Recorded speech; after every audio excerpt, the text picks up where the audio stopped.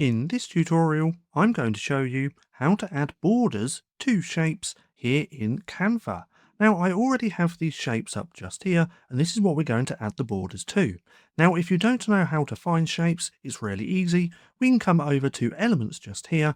Then if we look by Browse Categories, you're going to find the shapes just here, and there's lots to choose from. So, how do we actually add a border to this? Well, once you have your shape, you simply click onto the shape, then we're going to come up to the toolbar where it says Stroke Style.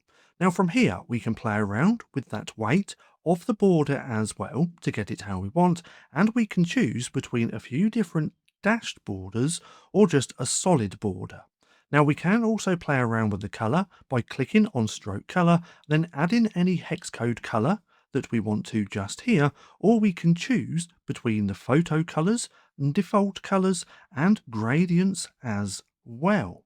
So let's go ahead and do this again on the other shape. We click onto the shape, we come to the stroke style, we choose the border that we want, we can increase the weight of that just like that, and then we can change the color to anything that we want, just like that. And let's do the last one. We click onto the shape, we come to stroke style, we choose the weight that we want, just here like that, and then we can choose the border that we want.